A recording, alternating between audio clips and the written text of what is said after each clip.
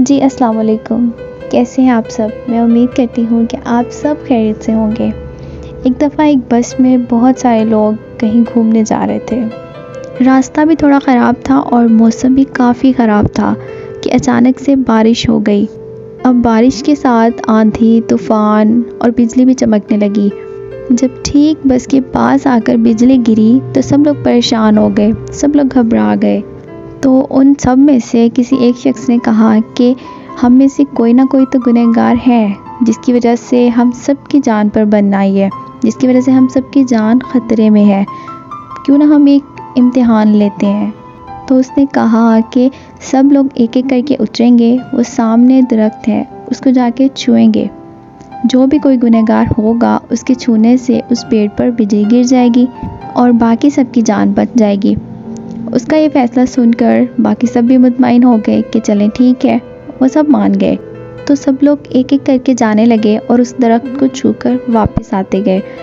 تو جب سب ہو آئے تو لاسٹ میں ایک انسان بچا۔ سب لوگ اس کو دیکھ رہے تھے، اس کو غصے سے دیکھ رہے تھے، گھور رہے تھے اس کو کہ شاید یہی گنہگار ہے جس کے چکر میں آج ہم سب لوگ پھنسے ہیں، اس کی وجہ سے ہماری جان کو بھی خطرہ ہے۔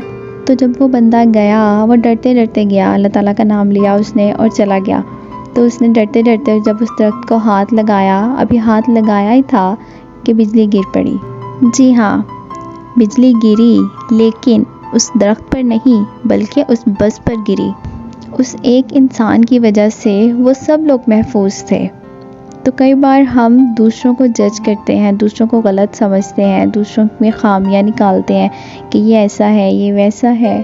ہو سکتا ہے کہ اللہ تعالیٰ کی نظر میں وہ ہم سب سے بہتر ہو، ہم سے بہتر ہو وہ اللہ تعالیٰ کی نظر میں۔ تو ہمیں دوسروں کو جج نہیں کرنا چاہیے، دوسروں کو غلط نہیں ٹھہرانا چاہیے۔ وہ جیسا بھی ہے وہ اپنی جگہ ہے، اس کا معاملہ اور اللہ تعالیٰ کا معاملہ ہے، ہم کون ہوتے ہیں بولنے والے؟ تو دوسروں میں خامیاں ڈھونڈنے کی بجائے ان میں اچھائیاں ڈھونڈیں، آپ کی زندگی میں بھی پازیٹیوٹی ایڈ ہو جائے گی۔ امید کرتی ہوں کہ آپ کو میری ویڈیو پسند آئی ہوگی۔ پسند آئی ہو تو لائک کریں، شیئر بھی کریں، کمنٹ بھی کیا کریں، اور ہمیں اپنا بہت سارا خیال رکھیں۔ ہنستے رہیں، مسکراتے رہیں۔ اللہ حافظ۔